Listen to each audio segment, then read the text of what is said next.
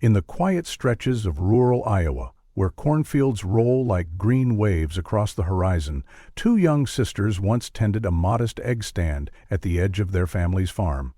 It was a simple setup, just a wooden table, a sign reading "Fresh Eggs," and a small metal cash box. One summer morning beneath a cloudless sky, the girls disappeared without a trace. There were no signs of struggle, just the abandoned stand, the eggs beginning to spoil, and an untouched cash box. The months that followed were agonizing. Their parents, once trusted members of the community, were pulled into a whirlwind of suspicion and grief. Neighbors grew distant, the media circled like vultures. Though police investigated thoroughly, no solid leads emerged.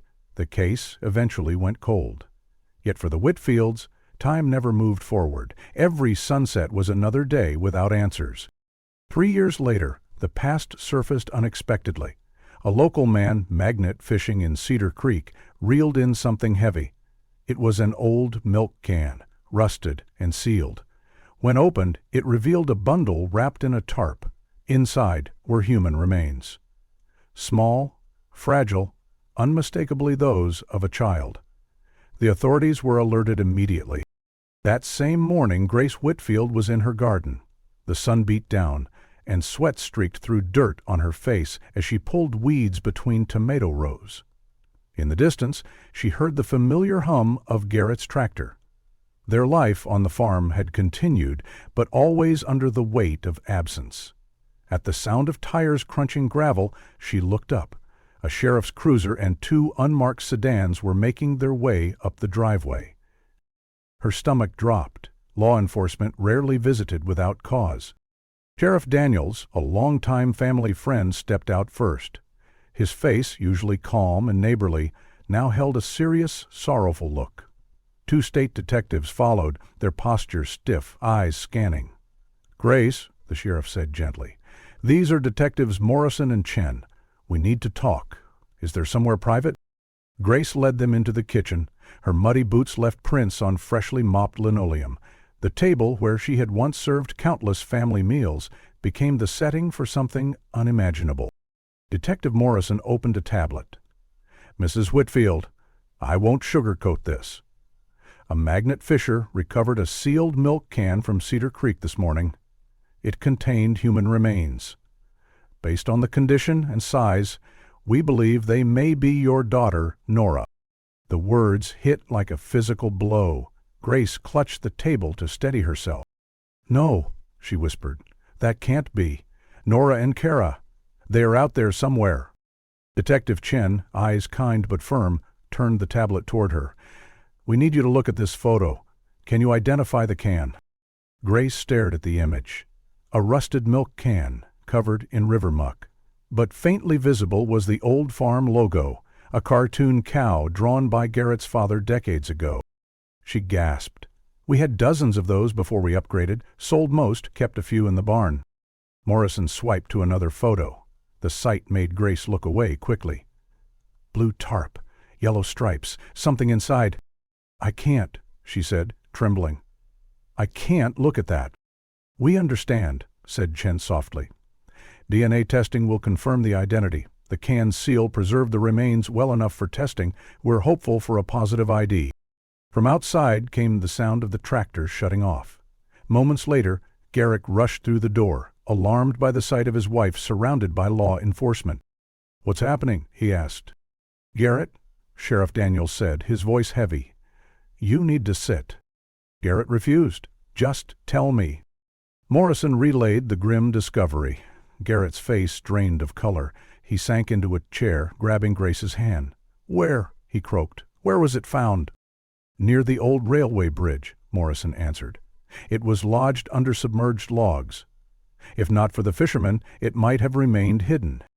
Detective Chen took a breath. "We need to search your property.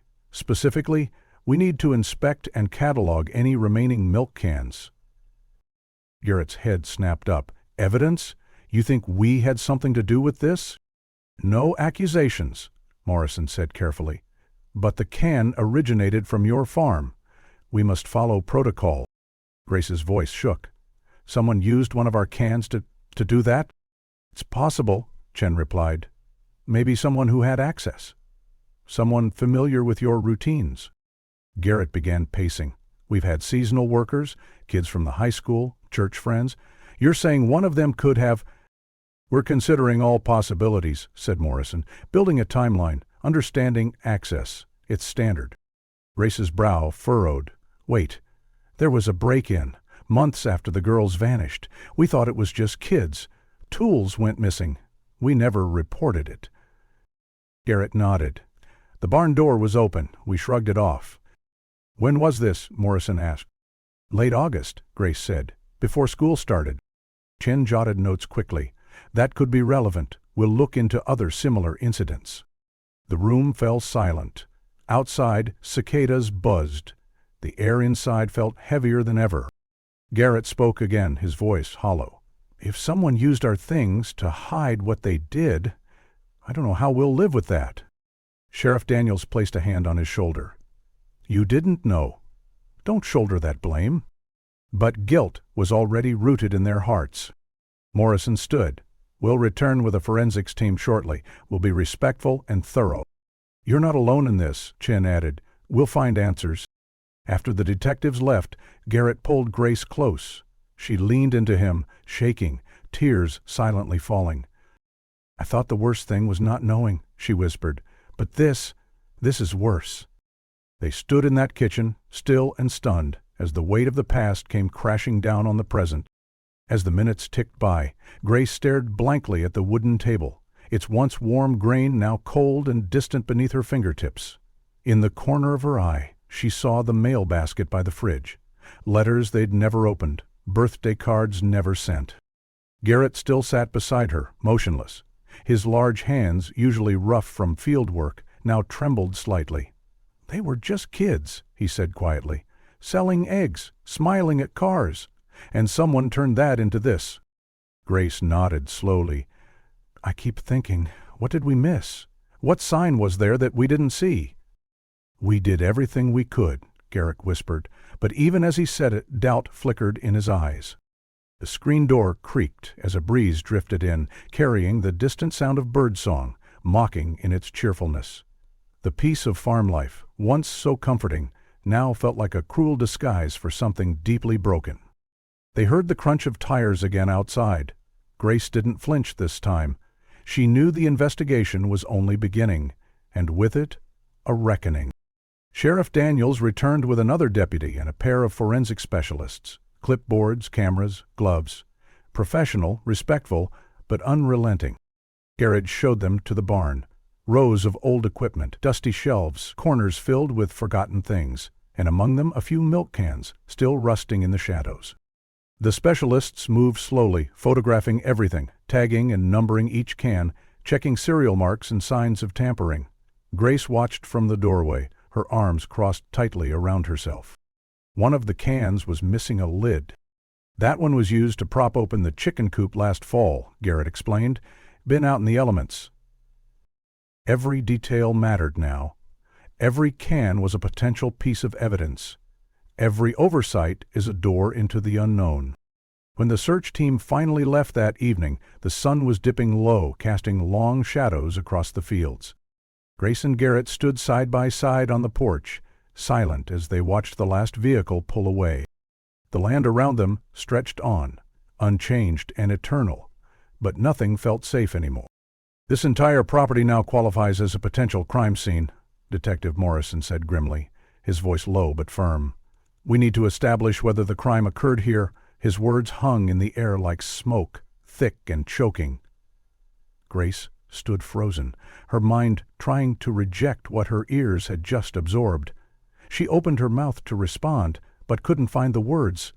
The implication was too terrible, too cruel.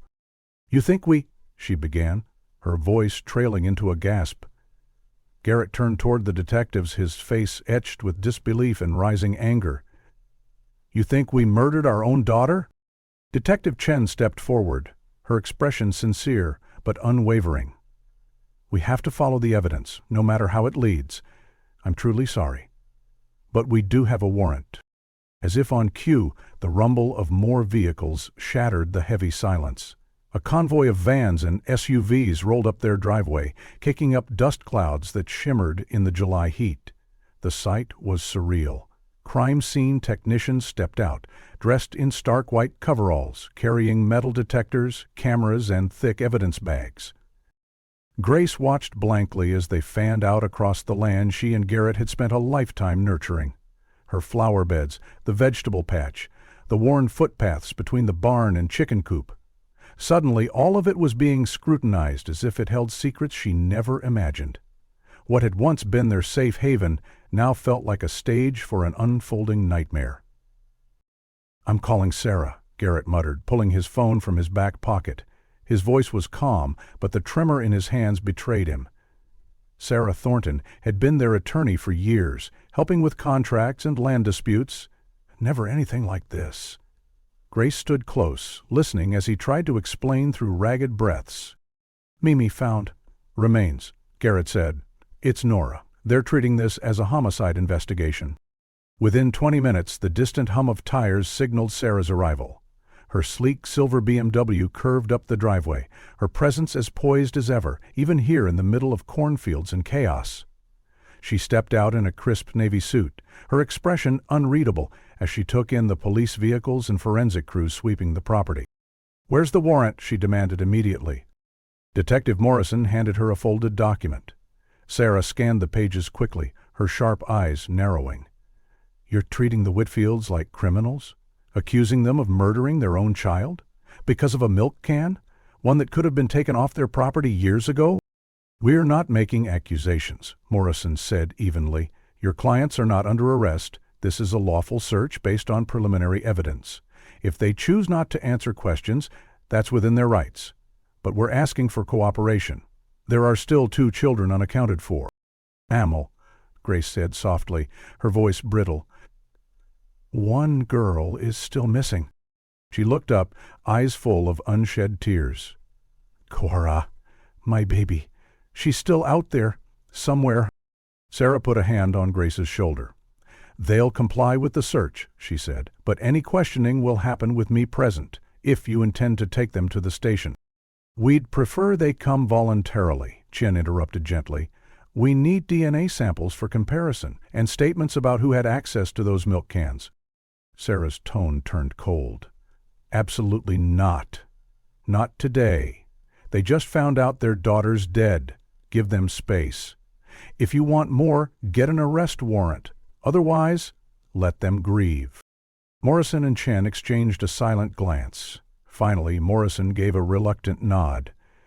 "We'll proceed with the search, but we will need to talk soon." Grace stepped aside as the technicians swarmed the barn. Flashbulbs lit up the dust inside like tiny explosions. Others headed toward the chicken coop and the root cellar. Every shovel of dirt seemed to accuse her. They collected soil samples, took photos of footprints, and scanned the ground with instruments. 3 years of not knowing. 3 years of late nights imagining her girls in hiding or in the hands of some benevolent stranger. She had clung to hope until her knuckles bled from the effort. Now Nora was confirmed gone, discarded like refuse in a creek, and the people who should have been helping her mourn were treating her like a suspect. "Tom," she said quietly as Sheriff Daniels turned to leave, "you've known us for 15 years. You bought eggs from them. You know we didn't do this." The sheriff's jaw clenched. "I know, Grace, I do. But this investigation is state-led. I have to follow protocol." He hesitated, then laid a gentle hand on her shoulder. "I'm so sorry. For Nora, for all of this." As he stepped away, Grace noticed movement at the end of the long gravel road. A familiar old truck rolled to a stop. Walter Brennan's battered Ford. He sat behind the wheel, peering out the window, visibly confused by the police cars, the tape fluttering around the barn. By nightfall, the entire county would know. Their private heartbreak was becoming a public spectacle. An hour after the last vehicle rolled out, the silence felt deafening. Yellow crime scene tape still clung to fence posts, fluttering in the breeze like mournful banners. The barn looked like something from a crime documentary, violated and marked. Grace sat on the porch swing, her knees drawn to her chest, arms wrapped tight around her frame. Garrett leaned against the railing, his eyes fixed on the fields he once took pride in. The flash of cameras was gone, but the images were burned into their memories. The crunch of tires again. Walter's truck pulled in, his face tight with concern as he climbed out and made his way up the porch steps. He removed his cap and held it in his hands. "Grace." "Garrett," he greeted quietly. "I saw the cars from my east field. What happened?" Grace opened her mouth to speak, but was overtaken by a fresh wave of emotion. She covered her face, shoulders shaking. Garrett stepped beside her. "They found her," he said. "They found Nora." Walter's face paled. "Found her? Where? What happened?" "In the creek," Grace choked out. "Cedar Creek. A man fishing with magnets.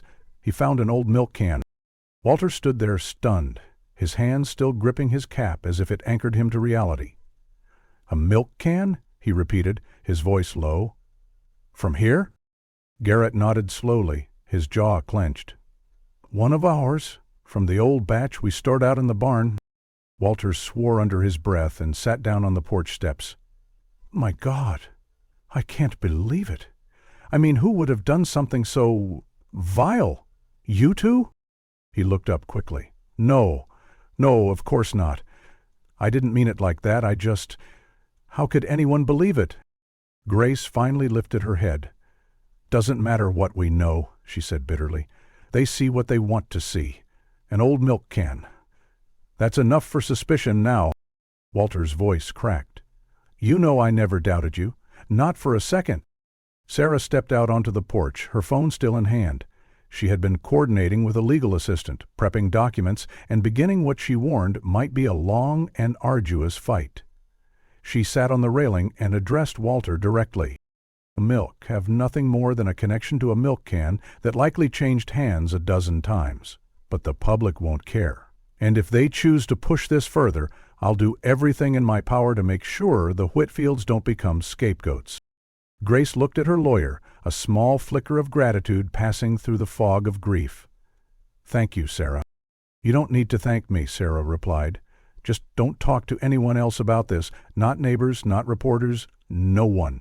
They'll twist your words." As if summoned by her warning, the distant whine of another engine grew louder.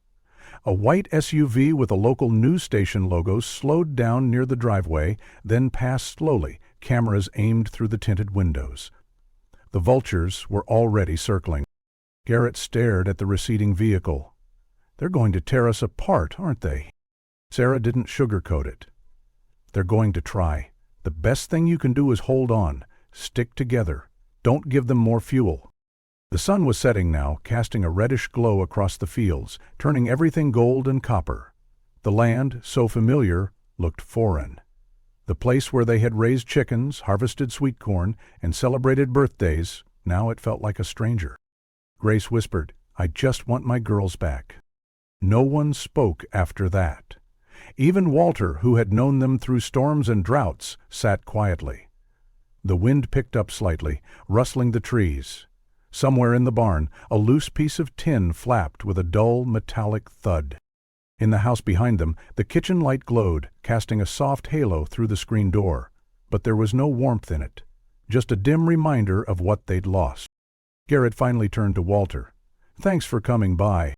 Walter stood and nodded, emotion thick in his voice. "You don't need to thank me. I'm just sorry I didn't knock sooner." He climbed into his truck and drove away, the taillights fading into the encroaching dusk. Grace leaned into Garrett's side. He wrapped an arm around her shoulders. Together, they sat on the porch swing as night settled, uncertain of what tomorrow would bring. But tonight, they would face the dark together. "Our milk can," Grace whispered, the words barely audible. "She was inside one of our milk cans." Walter's face went ashen. His knees buckled beneath him, and he dropped into the old wicker chair across from them. His fingers dug into the armrests, the skin pulled tight over white knuckles. "Dear Lord," he muttered. "Grace, Garrett, he faltered, shaking his head slowly. "I can't imagine what this feels like." He sat in stunned silence for several long seconds, his gaze unfocused, drifting somewhere far beyond the porch. The air was thick with heat and sorrow. When he finally spoke again, His voice was hoarse, ragged from emotion. "When Daniel died in the silo," he said, the words stumbling out, "it nearly did me in, but at least—" He paused, his throat working hard. "At least I got to bury him. I held a service, said goodbye." His eyes glazed over as he turned his gaze back to Grace and Garrett. "You two have lived in the dark for 3 years, not knowing where your girls were, hoping every day, and now this." His hands trembled as he recalled the memory. Daniel had been 24, young, strong, and finally stepping into a leadership role on their farm. The grain silo collapse had been sudden. Mechanical failure, they said. No time to respond. He'd suffocated before help could even be summoned. Grace remembered that funeral vividly. Walter had stood apart from the others at the gravesite, shoulders hunched, tears falling unchecked. His wife had left him a year earlier, unable to cope with the growing shadows of financial ruin and Walter's escalating drinking. The bad harvest had taken its toll, and Daniel's death had broken what was left. Walter blinked hard, pulling himself back from memory. "And now those crime scene folks. All those bags and cameras," he said, his voice gaining edge. "They don't think— you?" Garrett let out a bitter laugh. "There they do. The milk can come from our barn, so now we're suspects. They're treating us like we did this to our child." Walter's face darkened. "That's madness. Anyone with a lick of sense who knows you would never believe it." "They say they have to follow the evidence," Grace said numbly. Her eyes were hollow, the light inside her dimmed. "And the evidence says someone put our little girl inside a can we used to cool milk, then dumped her in a creek like trash." The sky was changing color now, streaks of gold and tangerine painting the horizon. It should have been beautiful, but for Grace it felt cruel. Beauty on a day so full of horror. Walter stood up suddenly, jaw set. "You two shouldn't be alone right now," he said. "And you don't need to worry about chores tonight.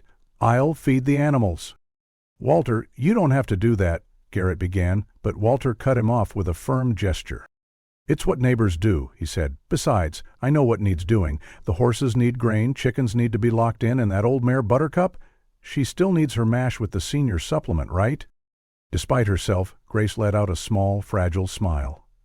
Walter did know their routine, maybe better than anyone besides them. He'd been around for years, helping during storms, showing up unasked during harvest. They'd returned the favor many times over. "Your feed delivery's set for tomorrow, isn't it?" Walter asked, halfway down the steps. "I'll be here to meet the truck if you're tied up with funeral stuff, or legal." The word funeral struck Grace like a hammer to the chest. Her breath hitched. They'd have to bury Nora, arrange a service, choose a coffin small enough to hold what remained of their little girl after 3 years, sealed in rusted metal. Tears slipped silently down her cheeks again. Walter moved through their property with practiced ease, bypassing the taped-off barn and heading for the newer structure. Grace watched from the porch as he located the correct bins and feed bags without hesitation. He didn't need instructions. He knew which chickens liked to crowd the gate, how to coax the stubborn hen inside. He knew where the horses waited at the fence line. He remembered Buttercup's arthritis and her special food mix. Watching him move through their space offered Grace something she hadn't felt all day, a sliver of peace. The normalcy of evening chores, the gentle rhythm of routine, even when done by someone else, gave her a moment to breathe. Walter was just sliding the coop latch closed, making sure every hen was secure, when a van sped down their driveway in a rush of dust and urgency. It halted abruptly, tires skidding. The Channel 7 News logo was emblazoned on the side. Grace's stomach dropped. A young woman leapt out before the vehicle had even come to a full stop. Her dark hair was styled perfectly, makeup untouched by the summer heat. She moved with purpose, a microphone already in hand. "Mr. and Mrs. Whitfield," she called, voice bright and rehearsed. "Kelly Martinez, Channel 7. May I have a word about this morning's developments?" Grace stood abruptly. "No," she said, voice sharp. "Leave. This is private property." The cameraman was already filming, lens aimed at the porch. "I understand this is difficult," Martinez said, not slowing. "But the public has a right to know." Garrett stepped forward, his hand gently placed on Grace's shoulder. A calming gesture. or maybe one meant to hold her back. "We can answer a few questions," he said, his voice quiet. Grace turned, surprised, but she saw it in his face, something desperate and resolute. Maybe this was his way of fighting back, of trying to shape the story before others did it for them. Martinez's smile returned, more genuine this time. "Thank you. First, can you confirm that the remains found in Cedar Creek have been identified as your daughter Nora?" "The identification isn't official," Garrett said slowly. "We're waiting for DNA confirmation, but the authorities believe it is her." Grace's arms folded tightly across her chest. She didn't want to speak to the cameras, didn't want her grief to be televised, but she nodded slightly, allowing Garrett to continue. "What would you say," Martinez continued, "to people who might see this and think, because the milk came from your farm, that you might somehow be involved?" A fire flared in Garrett's eyes, but his voice remained steady. "We've lived on this land for over 20 years, raised our daughters here, built our life here. The idea that we could hurt our child is beyond absurd. It's sickening. We've cooperated with the police and will continue to, because we want answers as much as anyone else." Martinez turned to Grace. "Mrs. Whitfield, do you have any comment?" Grace stared at the camera for a long second, her expression unreadable.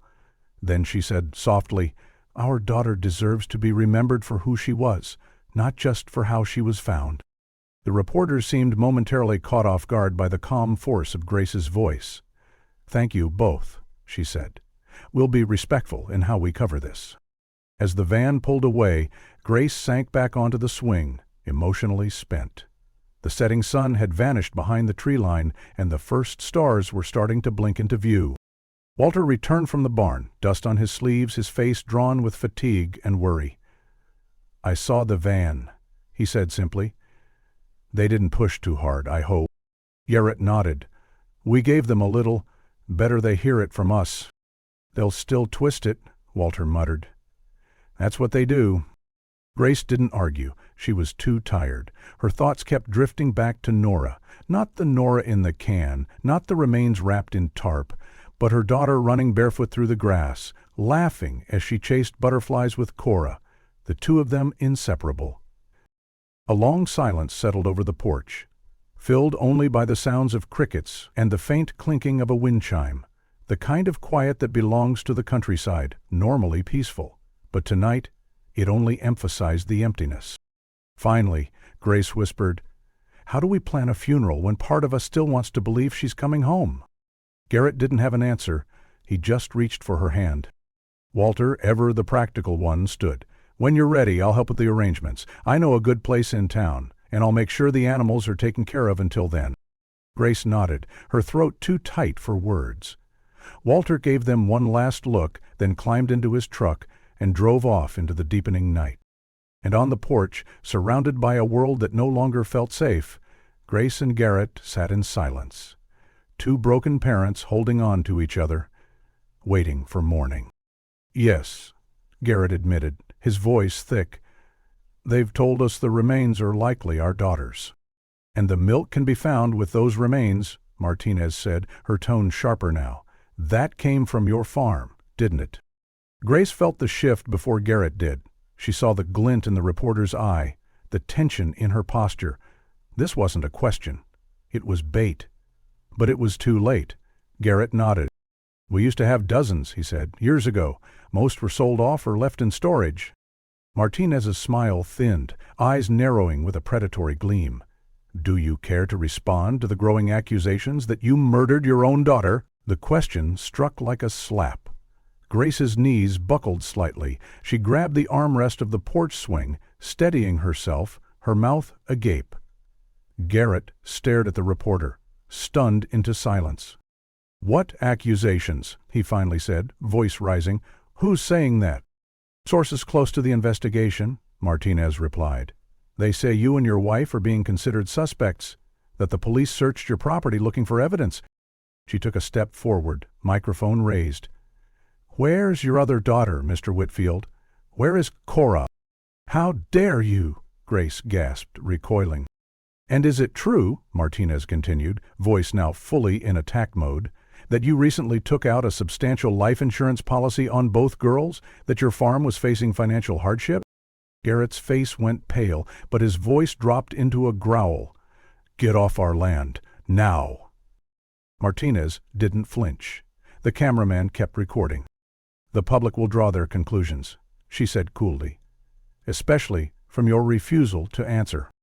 Finally, she gave a sharp nod, and her cameraman lowered the lens. Without another word, they returned to their van.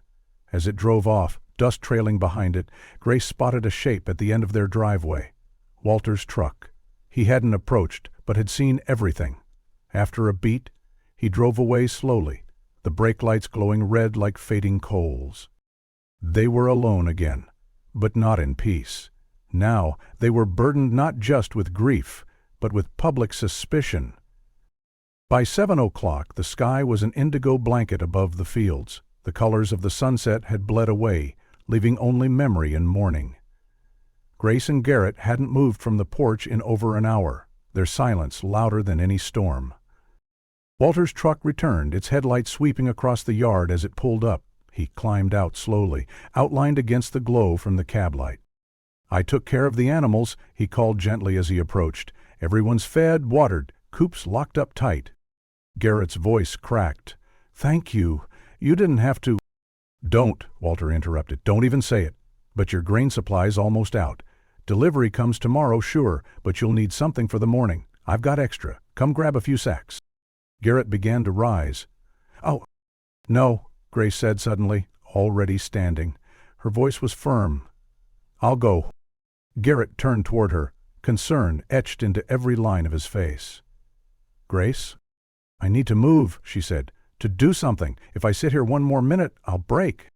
He saw the truth in her eyes, the need for action, for normalcy, any distraction from the ache in her chest. Walter held the truck door open. Grace climbed in. The familiar scent of leather, hay, and diesel filled her lungs and grounded her more than she expected.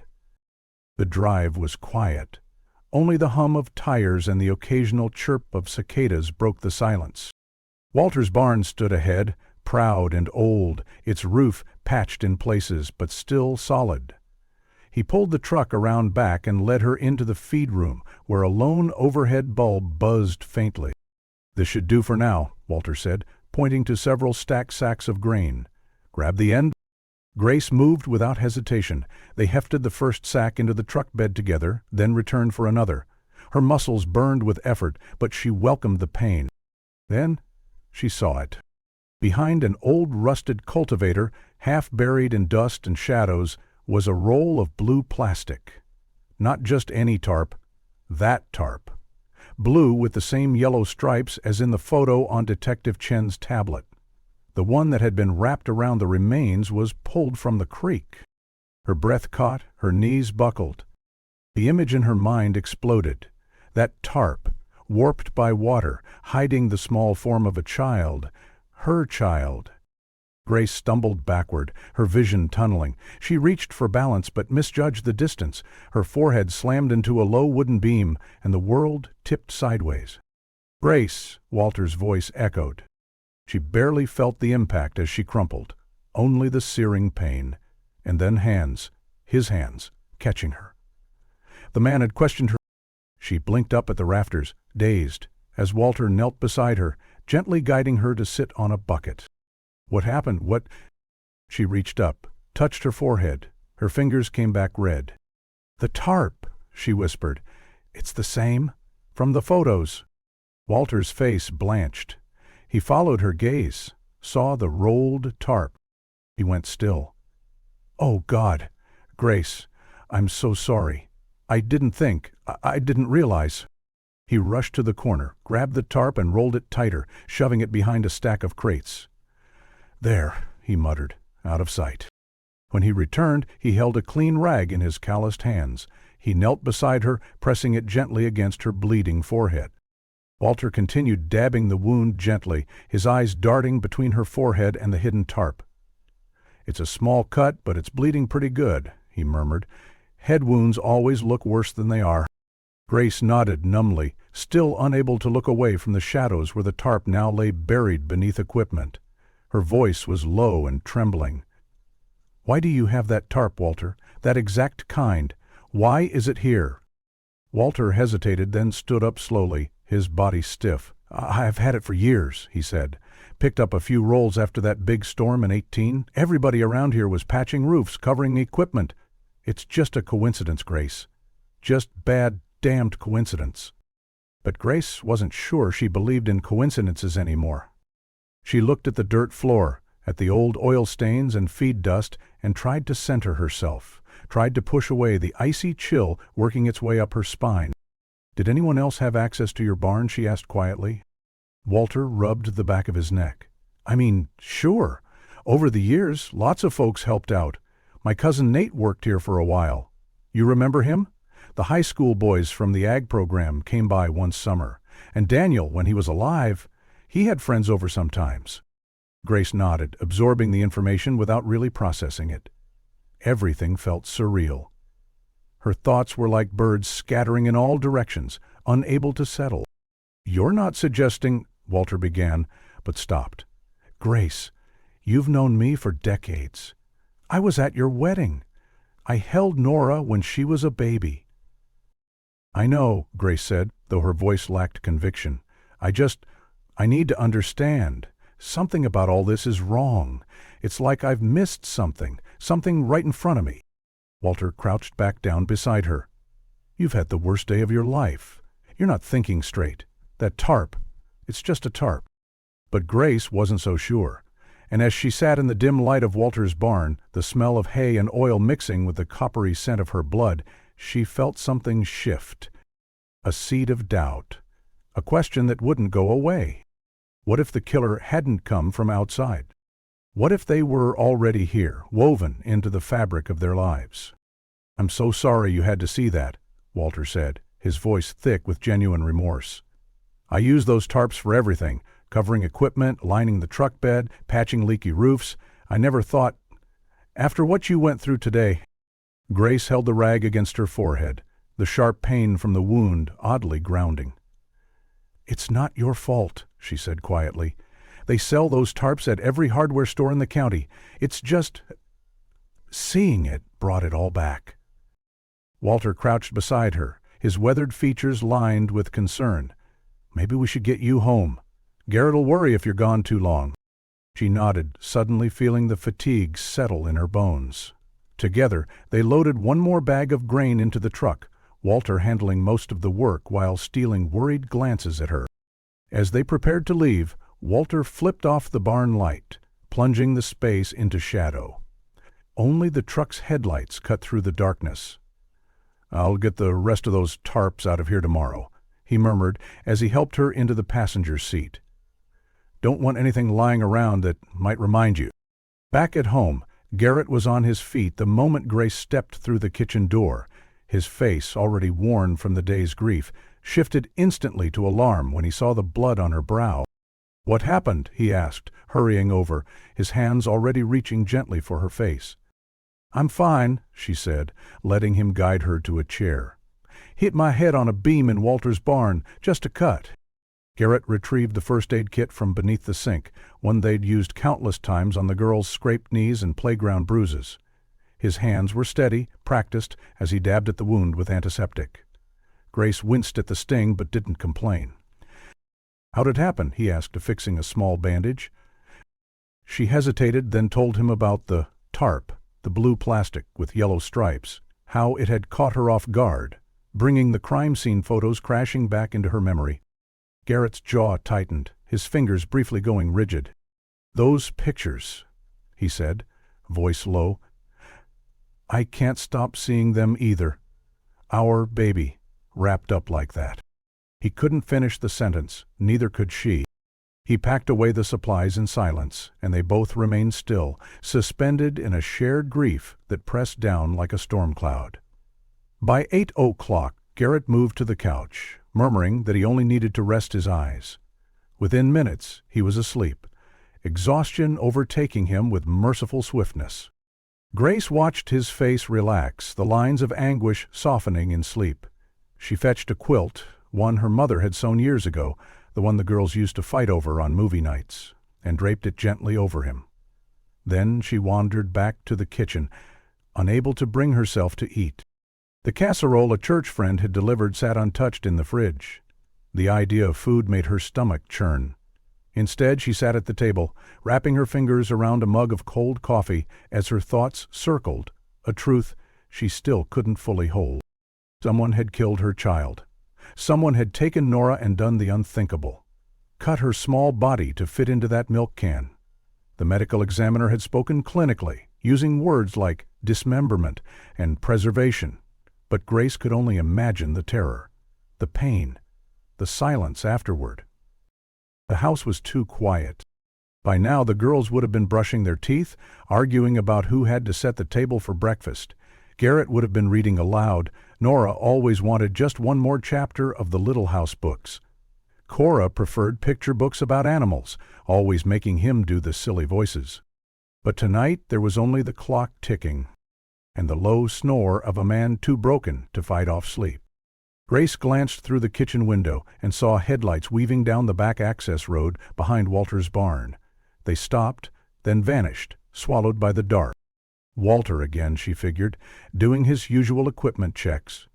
He'd always said the routines of the farm were what saved him after Daniel died. The cow still needed milking, the tractors still needed greasing. Grief didn't excuse unfinished work. Grace looked back at Garrett. He slept deeply, more spent than she'd ever seen. He deserved this moment of peace. He'd aged 10 years in a day, but her mind refused to rest. She stood, quietly slipping on her shoes. There was something comforting about the rhythm of movement, even now. They'd need to plan Nora's funeral, organize chairs, music, food. Walter had a flatbed trailer. He'd offered it before. She could walk over and confirm the details now, spare Garrett another burden come morning. As she stepped outside into the warm, humid night, the scent of rain-damp earth and mown hay greeted her. The sky was clear, with stars freckling the darkness like grains of salt scattered across a black tabletop. Grace paused at the porch steps, letting the cool air soothe the heat rising in her chest.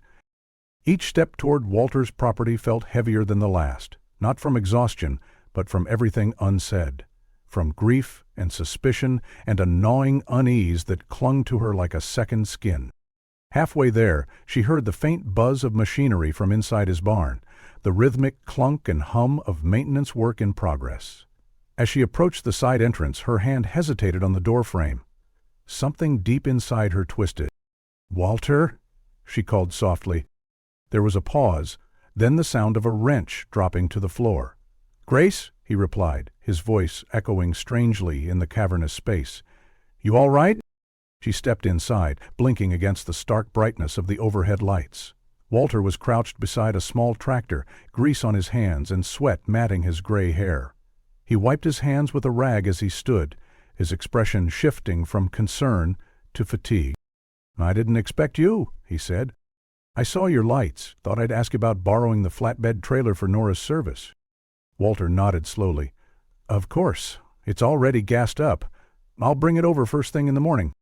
Grace looked around. The tarp was no longer visible. Her eyes lingered on the spot behind the cultivator, now rearranged, tools more neatly stacked than before.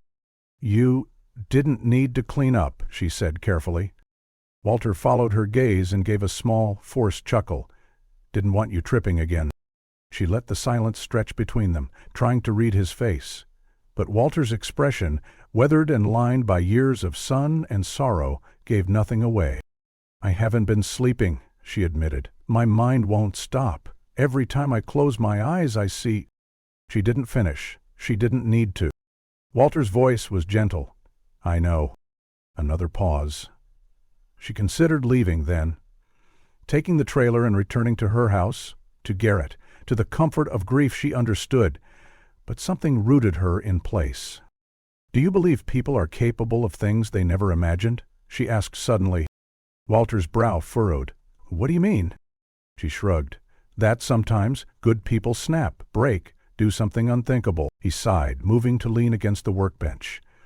"I've seen men lose everything in a drought. Seen them drink away their farms, hit their wives, abandon their kids, but murder? Of your own child?" He shook his head. "That kind of evil, it doesn't grow overnight." Grace nodded slowly, but in her mind images flashed. Nora's laughter, the empty roadside stand, the milk can dredged from the creek, and a tarp that shouldn't have been there. She didn't speak again. Instead, she thanked Walter, confirmed he'd delivered the trailer, and left the barn, her footsteps echoing behind her like ghostly reminders of the past. Back at home, Garrett hadn't stirred. The house was still wrapped in quiet, but Grace didn't return to the kitchen. She climbed the stairs instead, her hand trailing along the banister, polished smooth by years of small hands sliding down it in excitement. She entered the girls' shared room and stood in the doorway, overwhelmed by the scent of childhood. Lavender shampoo, sun-warmed sheets, and the faintest trace of strawberry lip gloss. 2 twin beds sat beneath the windows, the comforters still in place from the last night the girls had slept there. A few stuffed animals lay neatly arranged, undisturbed, as if waiting for their owners to return. Grace crossed the room and picked up Nora's favorite book from the nightstand, Little House in the Big Woods. She ran her fingers over the worn spine, remembering the way Nora would nestle under the blanket, clutching it to her chest. She sat on the edge of the bed, the book in her lap, and let herself cry again, quietly, without sobs, the tears slipping down her cheeks and onto the fabric of a life that once was whole. Downstairs, the clock struck midnight. And in that silence, Grace made a decision. She didn't know who had killed her daughter, but she would find out. Even if it meant questioning everything, and everyone she thought she knew. Grace stopped mid-step, every nerve ending in her body alert. She didn't move, didn't speak. Just watched Walter's expression morph, his eyes narrowing ever so slightly, lips pressing into a thin, unreadable line. "Everything okay, Grace?" he asked, but the warmth was gone from his voice. It was soft, yes, but measured, calculating, almost as if he were weighing options in real time. She forced a nod, fingers tightening around the phone in her pocket. "Yeah," she said, "just a long day." Walter stepped forward, slow and deliberate. "You sure? You looked like something startled you just now." Grace shook her head quickly, trying to steady her breathing. "Just tired. I shouldn't have come this late. I really need to get home." There was a pause, so brief it could have been missed, before Walter nodded. "Of course," he said, stepping aside. "Long day for all of us. I'll hook up the trailer in the morning, and, Grace," he tilted his head slightly, voice dropping lower, "if you need anything at all, you come to me. You know that, right?" She nodded again, too quickly this time. "I know."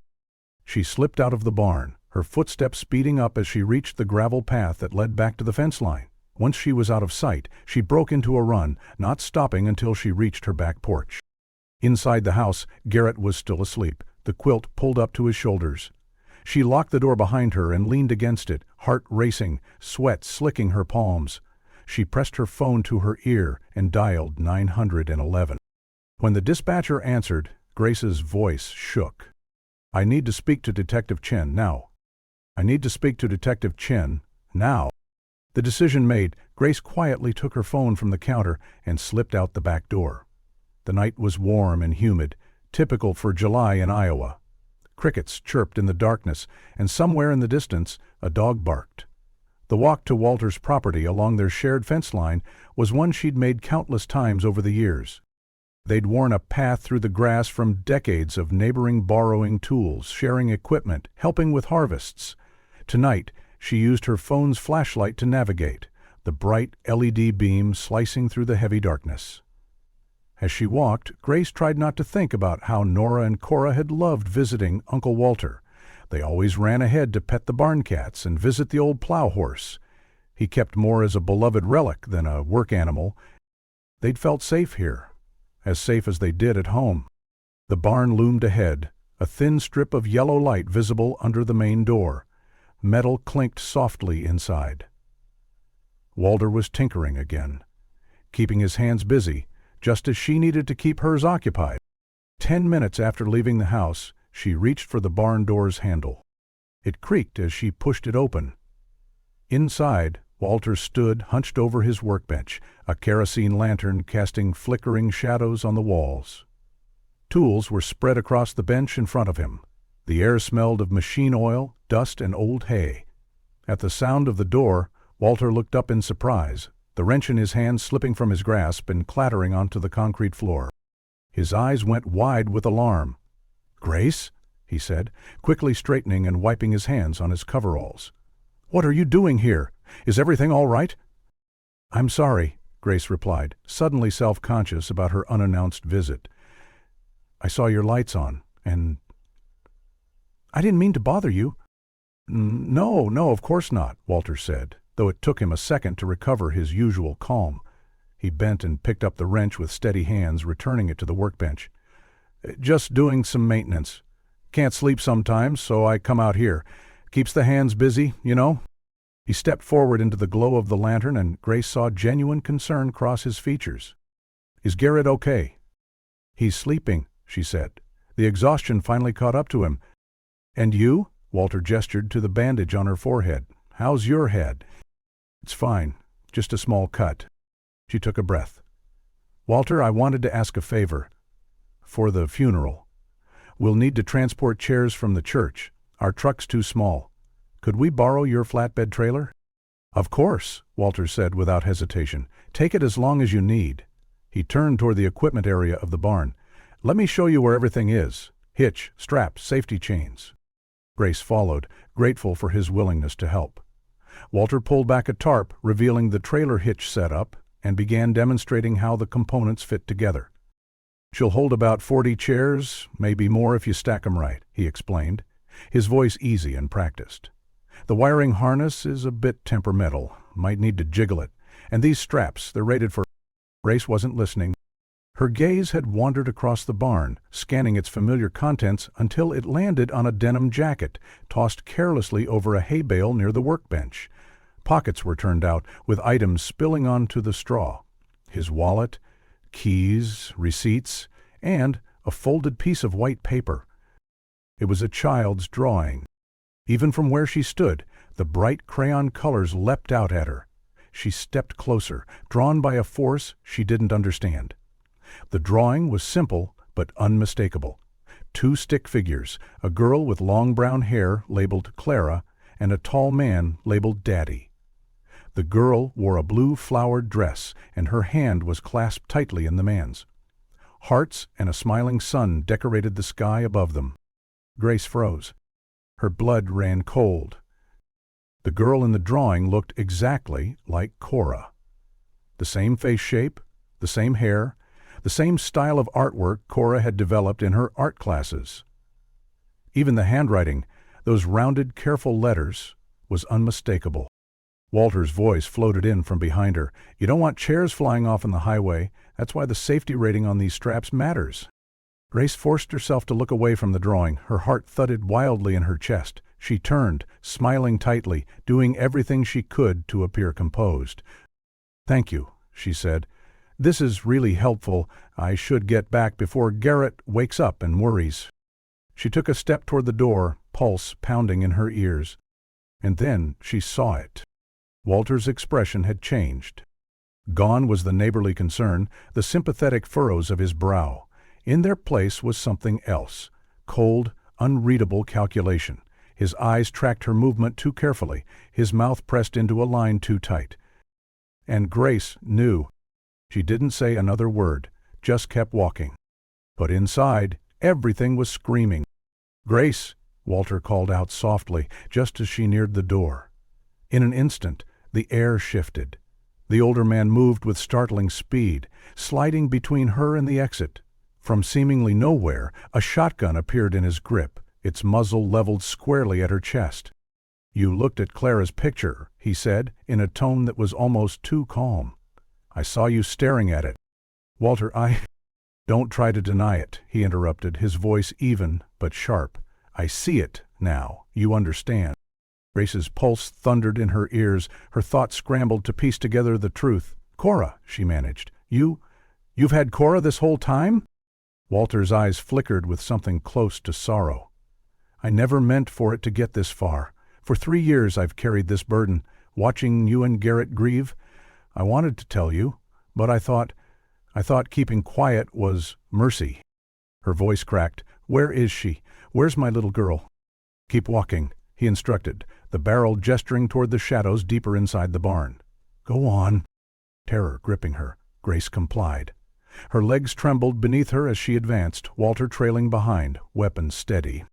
"She calls me Dad now," he murmured, as if reminiscing aloud. "It didn't happen overnight, but kids are resilient. They let go of old things. They move on." "She's not yours," Grace whispered. "She's happy," he replied, ignoring her protest. "She's had a life. Books, care, structure. I gave her that." "What about Nora?" Grace asked, almost afraid to hear the answer. But was his eyes hardened? "She got sick a couple winters back. Probably pneumonia. I did what I could. Gave her every remedy I knew, but she was fragile." Grace stumbled, catching herself on a wall. The gun nudged her forward again. "I couldn't take her to the hospital," Walter continued. "They'd have discovered everything. I couldn't lose Clara, too. So I tried, and failed." His confession struck Grace like a blow. This man had kidnapped her children, hidden them a stone's throw from home. Nora had died here, without her mother, without love, and Cora had been molded into someone else. "She's alive?" Grace asked, hope and dread tangling in her throat. He corrected her sharply. "Her name is Clara now, that's who she is." The realization clawed through her. For years her daughter had been within reach, and she never knew. At the back of the barn, Walter stopped. Before them was what looked like a solid wood wall. He reached beside it and triggered a hidden latch. A panel creaked open, revealing stairs descending into cold, musty blackness. "Go down," he said. She hesitated only a moment, then obeyed, heart hammering. Each step felt like descending into a nightmare. The air cooled, thick with the stench of manure, a perfect cover for dogs that might have searched here years ago. At the bottom, another door. Walter opened it. The scene beyond it made Grace gasp. It was a child's bedroom, but not just any room. It was carefully made, lived in, walls painted pink with butterflies, books neatly lined a shelf, a cozy bed in the corner, a fridge, a curtain hiding a bathroom. And at a small desk sat a girl, coloring. "Cora!" Grace whispered, her knees nearly buckling. The girl looked up. Her features had matured, but there was no doubt. It was her daughter. And her face twisted in panic. The girl backed away, knocking over her chair and cowering in the corner. "Sweetheart, it's me." "Mommy," Grace choked out. "Don't move," Walter barked, swinging the shotgun back into line. "She doesn't know you. You'll frighten her." "Who is that lady?" the girl asked Walter, voice small and scared. "Daddy?" That word, Daddy, hit Grace like a slap. "She's confused," Walter said. "She's from the past." "She's your mother," Grace corrected fiercely. "You're not Clara. You're Cora Whitfield. You love cats and fairy tales. You hate lima beans. You had a twin sister named Nora who used to sneak cookies into bed." The girl's eyes flickered. "Cookies?" "Yes. And remember the time you lost your tooth in the cornfield? We searched with a flashlight, and Nora found it." A flicker of recognition passed across the girl's face. "Cornfield?" Walter's hands began to shake. "Stop it! You're messing with her." Grace took a slow step forward. "You're her captor. I'm her mother." "She doesn't remember you," he yelled. "She will." Cora stood slowly, looking between them. I don't know who to believe." Grace knelt. "You know me. Deep down you know me." The girl stared at her for several seconds, then suddenly ran forward and collapsed into Grace's arms. Grace held her tight, sobbing openly, kissing her hair. Behind them, Walter stared, shell-shocked. The shotgun slipped from his fingers and clattered to the ground. In the distance, faint but growing louder, sirens. Walter staggered back a step, his eyes darting toward the stairs, toward the open space that had once been his secret. His lips parted as if to speak, but no words came out. For a moment he looked like an old man again. Broken. Lost. "You don't understand," he said finally, his voice barely a whisper. "After Daniel died, I had nothing. I was alone. The farm didn't speak back, the animals didn't talk. But she gave me purpose." "She's not your daughter," Grace said, standing now, keeping her daughter behind her. She's not your second chance." Walter turned slowly, as if trying to make sense of how everything had unraveled. "I gave her everything. Books, warm food, music. I even taught her to dance." "You also gave her fear," Grace replied. "And you stole her identity." The room fell quiet for a beat too long. Then the distant sound of tires crunching gravel echoed from above.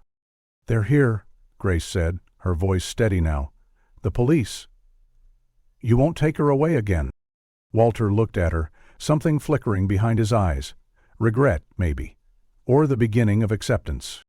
He didn't resist when the footsteps thundered down the wooden stairs. Officers burst in with flashlights and weapons raised, shouting commands.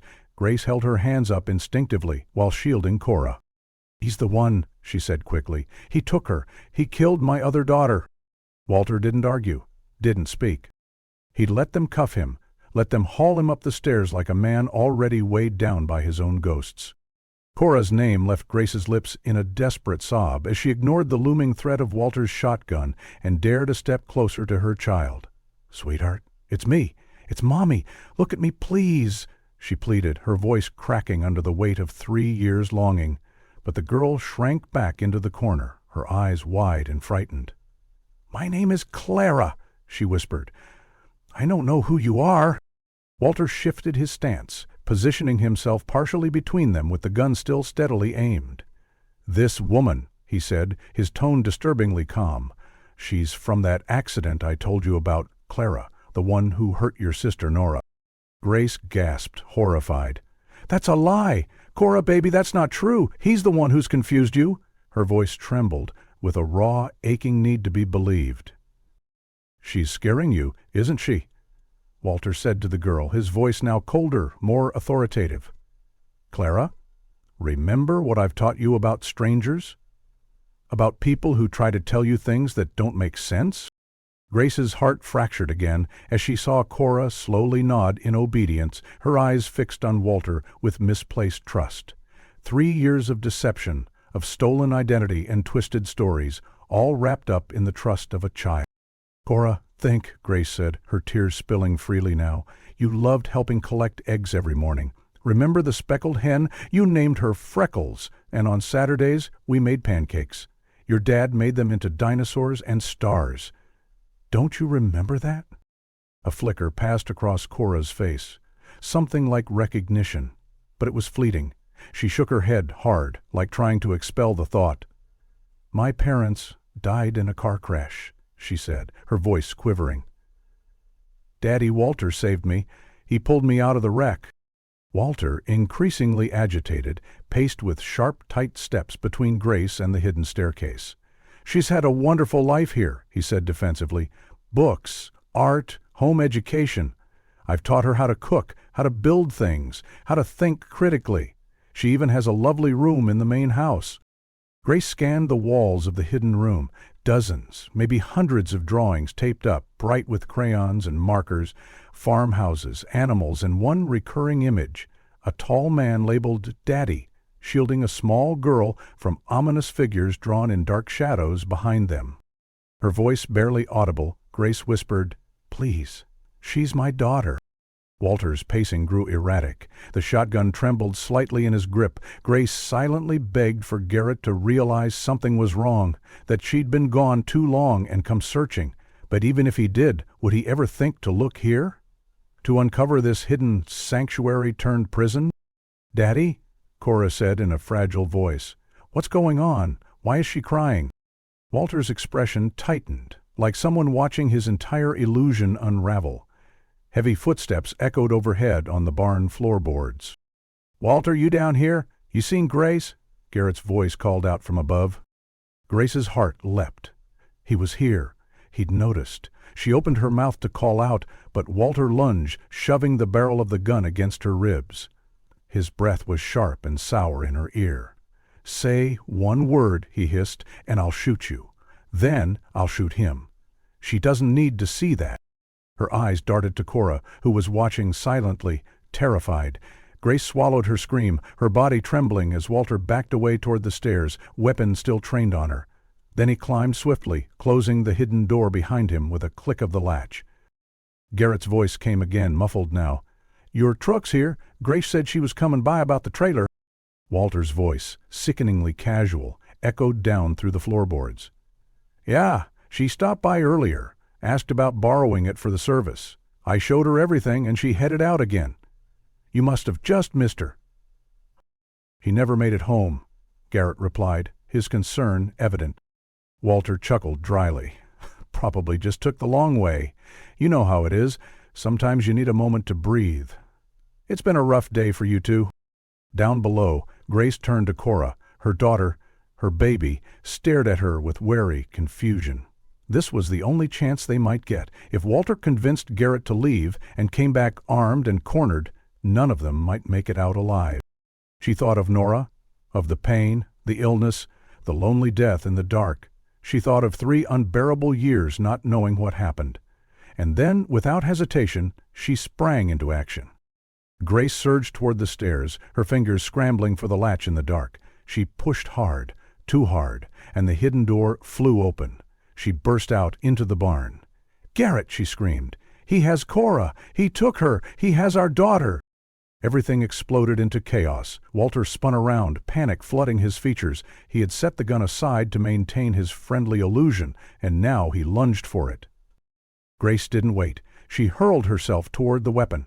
Her hands gripped the cold steel of the barrel just as Walter snatched the stock.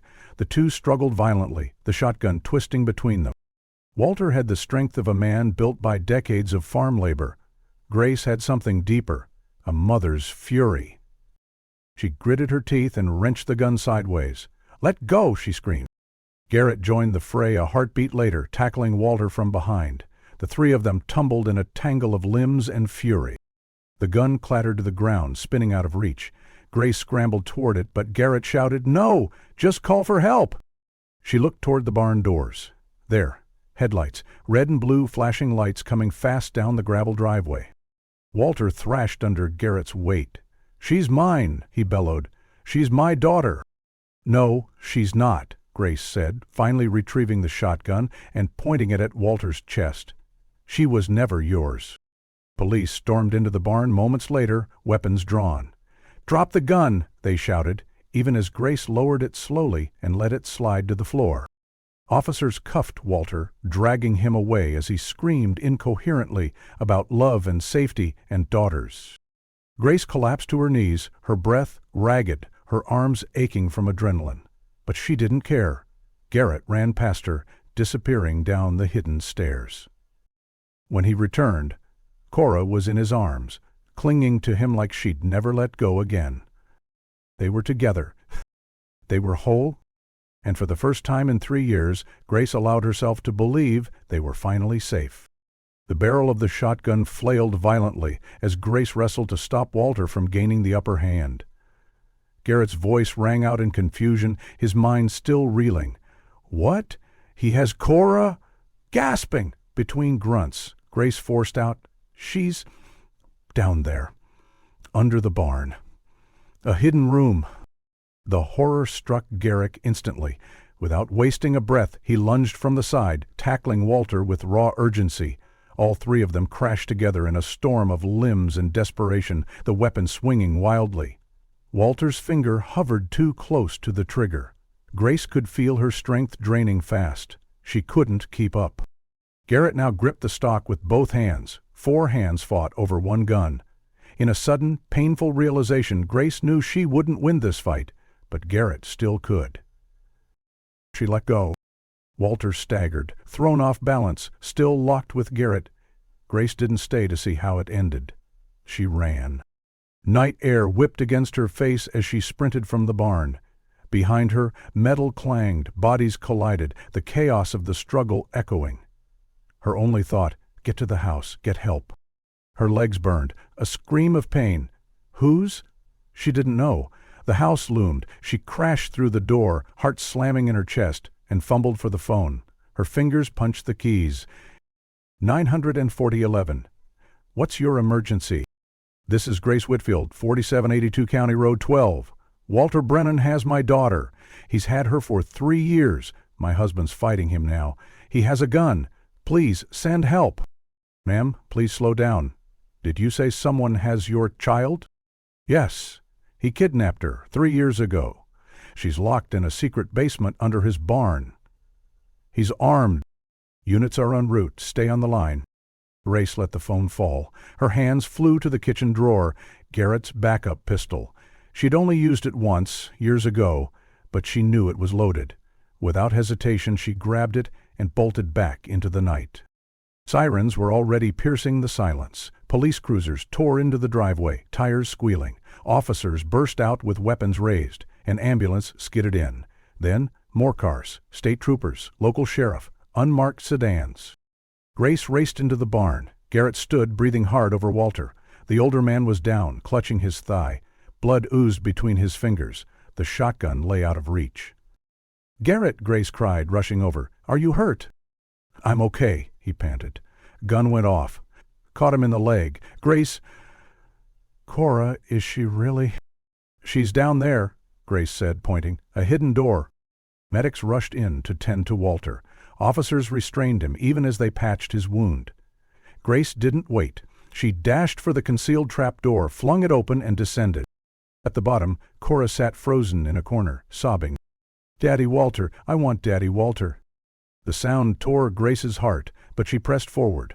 Kneeling, she wrapped her daughter in her arms. "It's okay, baby, it's me. Mommy, I'm here. You're safe now." Cora flinched, confused, but slowly, instinctively, she clung back.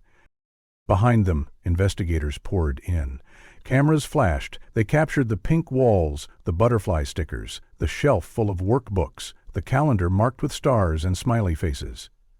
Evidence of a life interrupted. Grace carried her daughter up the stairs. As they emerged into the light, Garrett was there. He ran to them, tears pouring freely. "Cora," he whispered. "My baby girl."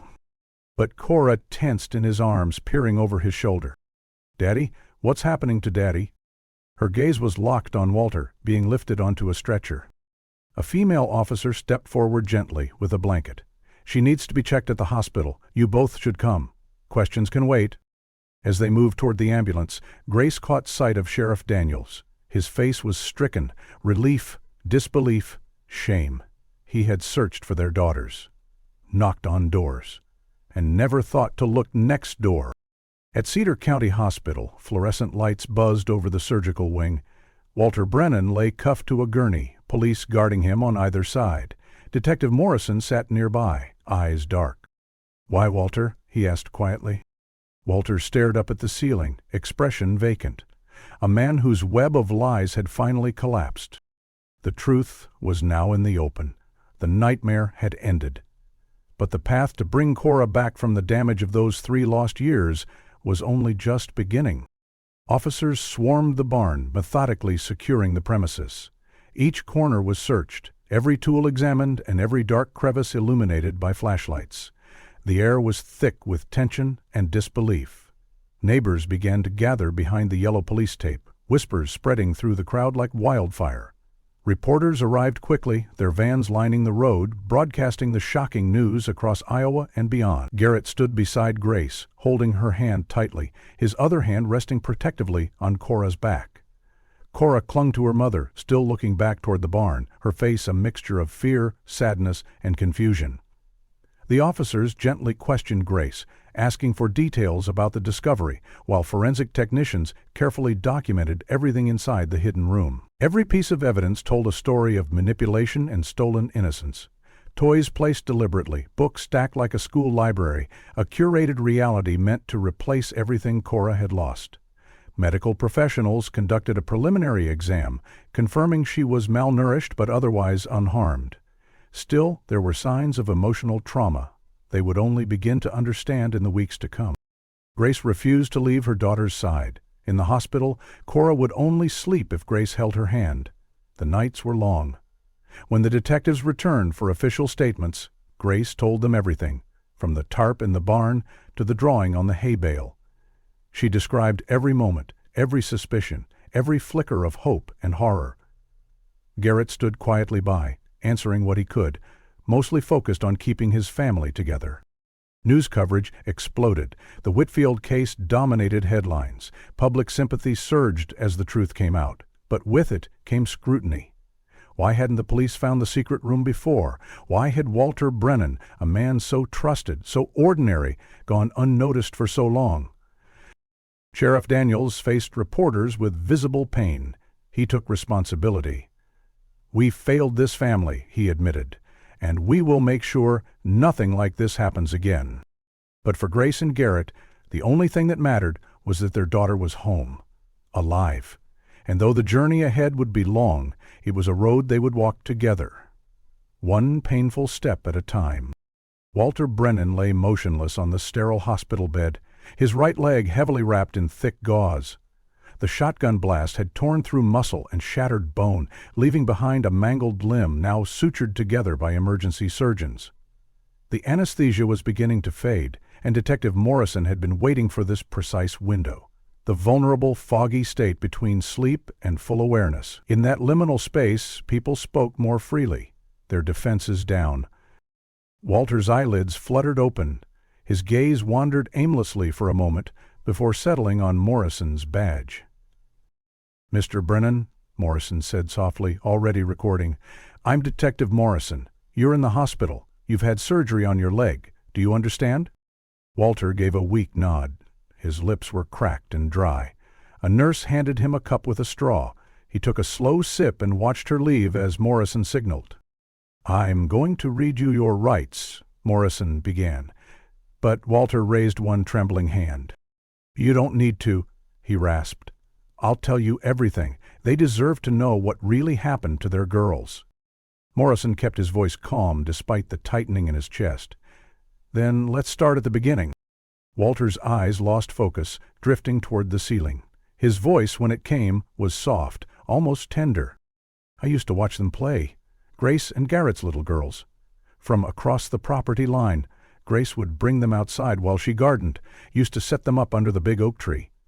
I watched them learn to walk, heard them laugh." His voice cracked slightly.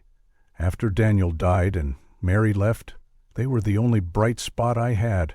They'd wave when they saw me plowing, called me Uncle Walter." Morrison prompted gently, "Tell me about the abduction." Walter swallowed hard. "It wasn't a spur-of-the-moment thing. I planned it. Took me a year to build that room under the feed barn.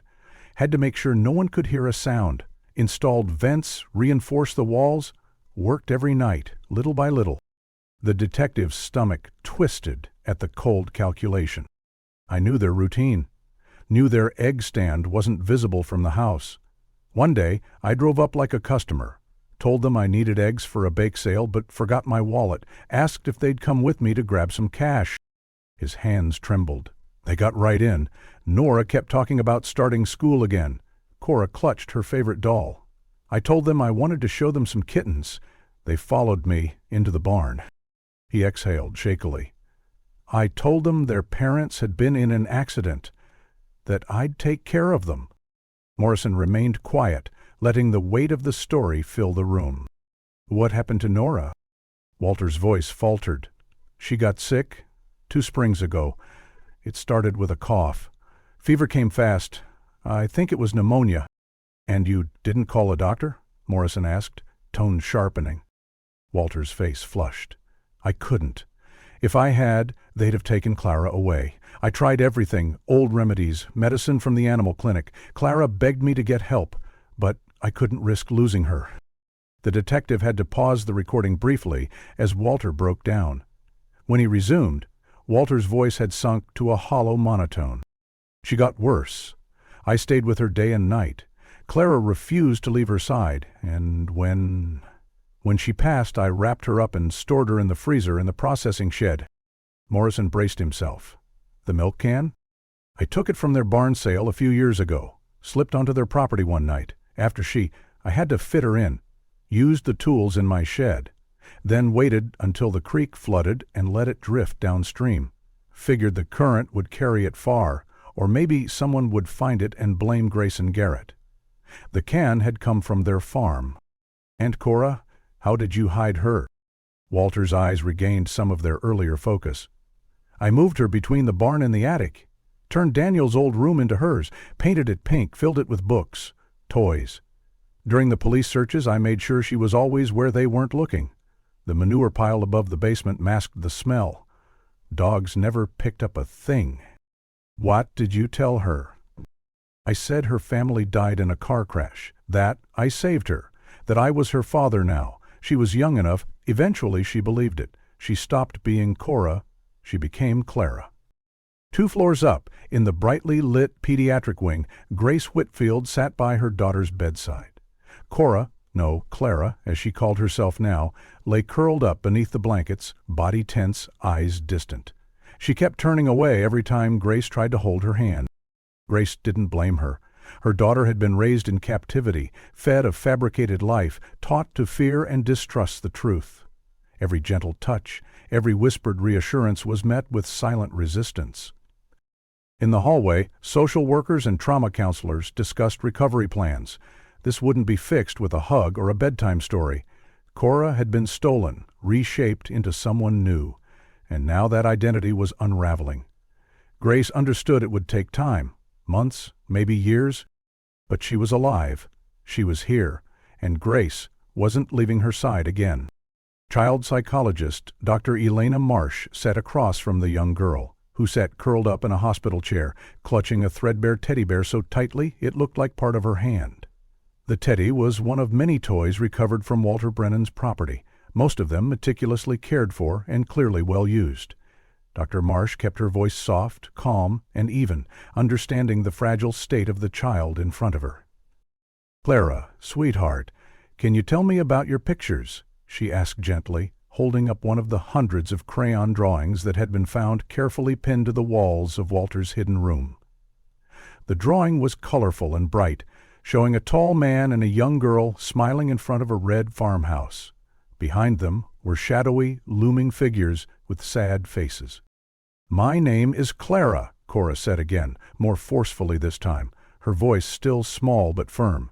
"Daddy says you're trying to trick me. He warned me about people like you, people who want to take me away and lie to me." On the other side of the observation window, Grace stood silently, her hands trembling against the glass. Her daughter, alive and breathing, was sitting just feet away, yet her eyes held no spark of recognition. Grace's heart felt like it was tearing in half.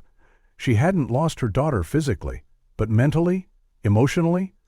Cora was a stranger now, someone crafted by another man's lies. The drawings on the table told the same story over and over. A smiling child and her daddy, cooking meals, reading books, doing crafts. Always the same man, Walter, portrayed as loving and heroic. And always in the margins or background were figures marked as bad people, ominous and faceless, the threat he was always saving her from. "What about your sister, Clara?"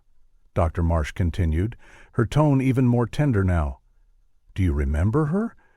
Do you remember Nora?" At the name, a flicker crossed Cora's face. Her eyes welled up with sudden tears and her lips trembled. "She got really sick. Daddy did everything to help her, but—" her voice broke. "She died. It wasn't his fault. He tried to save her."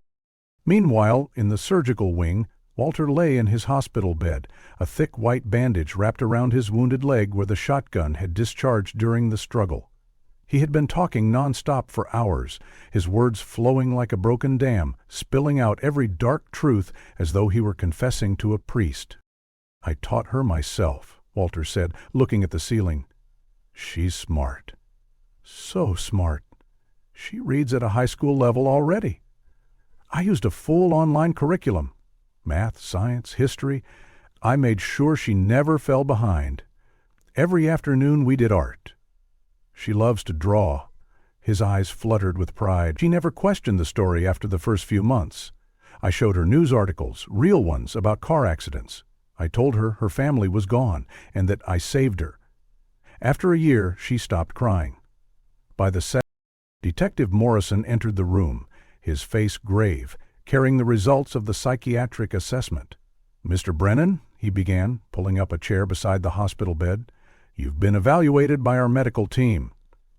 You've been diagnosed with a severe delusional disorder, likely stemming from unresolved trauma after the death of your son. Do you understand what that means?" Walter turned to him, eyes blazing. "I'm not delusional," he spat. "I gave them love. I was a better father than that man ever was. I didn't hit them, I didn't yell, I listened, I cared." "You kidnapped 2 little girls," Morrison said coldly. "One of them died in your care. The other doesn't know her own name." "Clara," Walter said stubbornly. "Her name is Clara, and she's happy. That's all that matters." Upstairs, Grace and Garrett sat side by side as Dr. Marsh laid out the long, arduous journey ahead. "Your daughter has been living inside a carefully constructed alternate reality for 3 years. In her mind, Walter is her father. That identity has been deeply ingrained. You are strangers to her now, frightening intruders in what she believes is her safe space." "But she'll remember us, right?" Grace whispered, eyes pleading. Dr. Marsh hesitated. "It's possible. Some memories may resurface through therapy, triggers, or emotional breakthroughs. Others may be permanently suppressed. Recovery is not linear. It could take months, maybe even years, to rebuild that trust, to unravel what's been done." Garrett ran a hand down his face, looking 10 years older than he had the day before. "We'll wait," he said. "We'll do whatever it takes. We just want her back." Grace watched as her daughter colored quietly with hospital-supplied crayons. It was the only thing she still seemed to enjoy. If that's how Cora processed her world, then Grace would learn to read every line, every shade. "She's alive," Grace whispered. "That's more than I ever thought we'd get again." And yet, beneath that joy was a pain that would never fade, a hole shaped like Nora, the daughter they could not save, whose final moments had been filled with fever and fear, her mother just out of reach. Later that evening, as Walter was wheeled down the hall toward police transport, he passed the hospital waiting area. He spotted Grace and Garrett through the glass and shouted before the officers could silence him. "I loved them," he cried out. "I loved both of them. Tell Clara I love her. Tell her Daddy loves her." Grace's knees nearly gave out at the sound, but she turned her back. She couldn't bear to look at the man who had stolen 3 years of their lives and murdered one of her children with his negligence disguised as love. Garrett's arm wrapped around her shoulders, steadying her as the elevator doors slid shut on Walter's blood-stained, deluded face. He believed he had saved them, but the truth was far darker. He had broken a family and called it love.